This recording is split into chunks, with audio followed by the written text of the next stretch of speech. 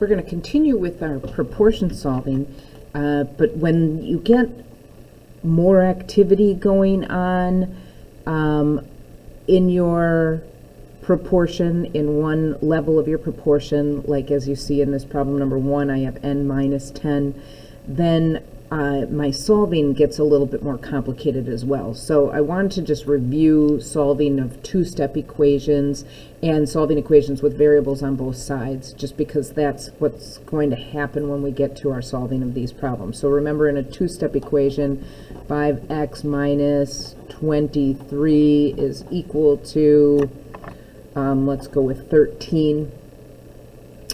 And I'm going to go through and solve that equation. Remember that I start by removing any addition or subtraction, so I'll add 23 to both sides. And then I can rewrite the equation, 5x equals 36. And then I will remove this multiplication by 5. Oops. Got a little crazy with my paper there, by dividing by 5 on both sides.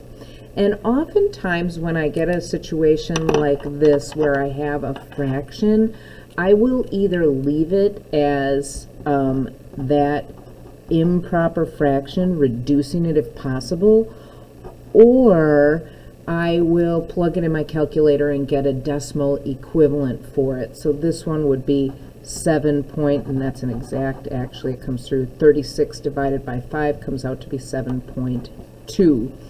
And so just depending on the form of the answer when you're solving, you're going to have multiple choice problems. If it's written as a fraction, obviously leave the fraction answer. If it's written as a decimal, then plug it in your calculator and get your decimal answer. So this is just a two-step equation we did here. This is a two-step equation where I have to undo multiplication or addition and subtraction followed by multiplication and division. But I'm also going to have a scenario where I'm going to be solving an equation with variables on both sides, and that comes next. This is variables on both sides. And when we have that, you're going to have to remove the variable from one side. So I would have something like 7x equals 4x minus 18, say, for instance. And so I've got the variable on both sides of this equation. I've got on the left 7x, on the right 4x. And so I need to remove one of the variables. And a lot of times it doesn't matter which variable you remove, but sometimes it does. And in this case, I'm going to want to make sure that I remove the 4x, because if I decided to remove the 7x on this equation, I would have nothing left on the left-hand side of the equation. So the 4x is on the side that has more activity going on. So I'm left with 3x equals negative 18. And then I can go ahead and solve that just like I did in a previous equation. That's multiply, so I'm going to divide that out, and I'll end up with x equals negative 6 as my final answer. Okay, so I just wanted to review those solving equations. We've done those before. You've seen them a lot, but in preparation for our solving proportions, because we're going to get some more, again, complicated proportions. So let's just get to work on these proportions. I'm going to work the same way I did yesterday. I'm going to do my cross product, so 6 times 3 and 8 times n. I usually like to do the one that has the variable on it first. Not that that's required or anything, but I have 8 times n minus 10 equals 6 times 3. Now I'll do that multiplication, distribute through, so 8n minus 80 equals 18.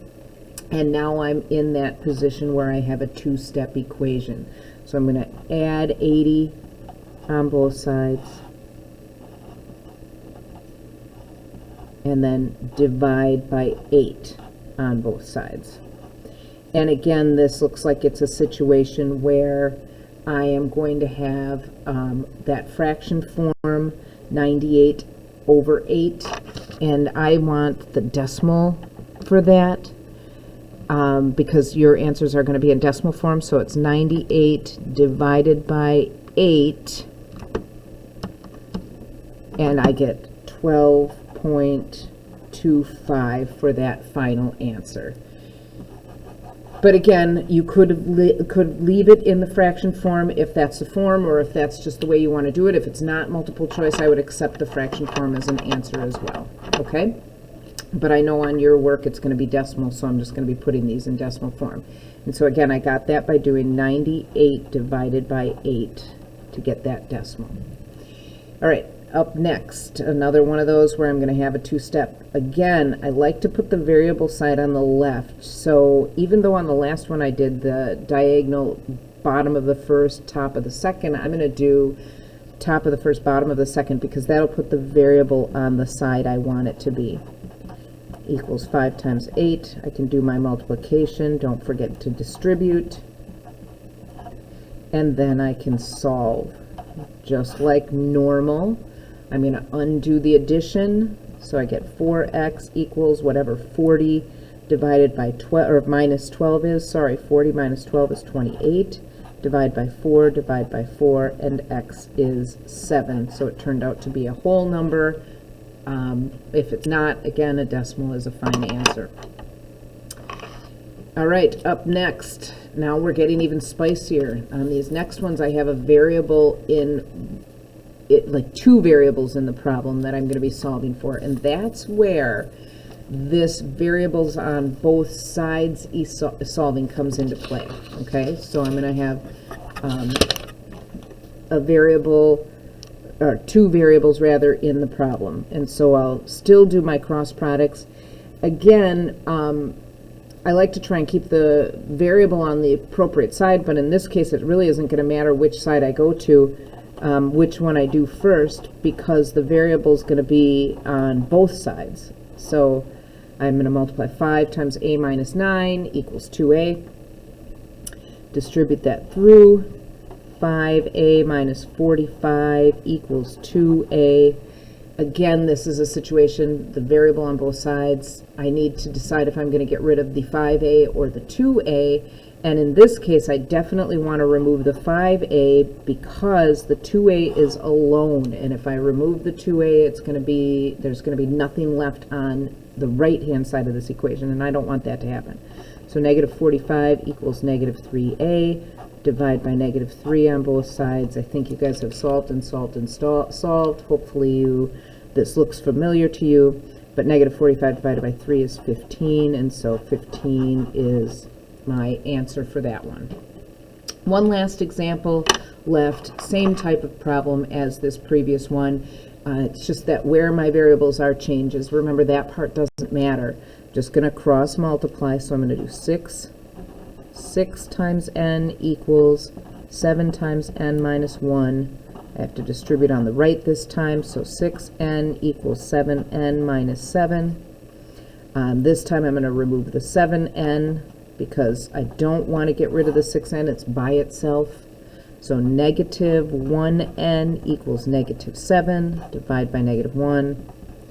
N is 7 again. I've got two of the same answers. Not a big deal, but that's what today's proportion solving boils down to. Again, keeping in mind that review of solving equations. A little bit more complex than yesterday, but the same idea of cross products.